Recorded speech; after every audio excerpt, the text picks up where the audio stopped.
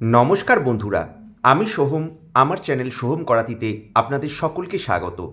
আজকে সকালেই আমি একটি ভিডিও পোস্ট করেছিলাম কেকেআরের ব্যাটিং লাইন আপ নিয়ে, কেকেআরের ব্যাটিংয়ের স্ট্রেংথ নিয়ে। তো দেখুন, সন্ধে নামতে না নামতেই আমরা কিন্তু কেকেআরের একজন যে প্রধান ব্যাটসম্যান হতে চলেছে এইবারের লিগে, এইবারের সিজনে, সেই ওপেনার ফিন অ্যালেনকে নিয়ে আমি আজকের ভিডিওয়ে কিছু বলতে চাই। কারণ আজকে আমরা সকলেই হয়তো চোখ রেখেছিলাম টিভির পর্দায় একটু অন্য লিগে, বিগ ব্যাশ লিগে, যেখানে আজকে পার্থ স্করচার্স এবং অ্যাডিলেড স্ট্রাইকার্সের মুখোমুখি ছিল। আসলে কেকেআর সমর্থকরা এখন পার্থ স্করচার্সকে সাপোর্ট করছে। কেন জানেন তো? নিশ্চয়ই কেকেআর প্রেমীরা বুঝতে পেরে গেছেন, কারণ পার্থ স্করচার্সের ওপেনার হচ্ছে ফিন অ্যালেন। আমরা এক্সপেক্ট করছি এই ফিন অ্যালেন কিন্তু 2026-এ কেকেআরের হয়ে ওপেন করবে এবং এই দীর্ঘদেহী নিউজিল্যান্ড ওপেনার যে ইডেনের মতো একটা পাটা পিচে, কারণ বর্তমান সময়ে ইডেনে যে পিচ হচ্ছে সেই পিচে কিন্তু কতটা অ্যাগ্রেসিভ এবং কতটা মারাত্মক হয়ে উঠতে পারে তার হয়তো একটা ট্রেলার দেখালো আজকে অ্যাডিলেডের মাঠে ম্যাচ ছিল, সেখানে পার্থ স্করচার্সের হয়ে ওপেন করতে নামবে মিচেল মার্শ এবং ফিন অ্যালেন। আমরা সকলেই চোখ রেখেছিলাম ফিন অ্যালেনের ওপরে কীরকম পারফরমেন্স করে। যথারীতি ফিন অ্যালেন কিন্তু অত্যন্ত অ্যাগ্রেসিভ এবং অ্যাটাকিং স্ট্যাট দেয়। 16 বলে 38 রানের দুরন্ত ইনিংস খেললো। হ্যাঁ, হয়তো ইনিংসটা আরেকটু বড় করতে পারতো, কিন্তু ফিন অ্যালেনের মতো প্লেয়াররা এরকমই।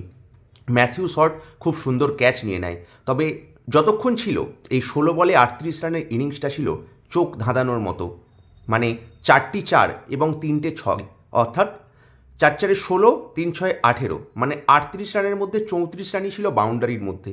তার মানে বুঝতে পারছেন তো কেন ফিন অ্যালেনের মতো প্লেয়ার একটা অত্যন্ত ইম্পর্টেন্ট রোল প্লে করতে চলেছে এই 2026 সিজনে কলকাতা নাইট রাইডার্স হয়ে। এটা আমি এখন থেকেই বলছি।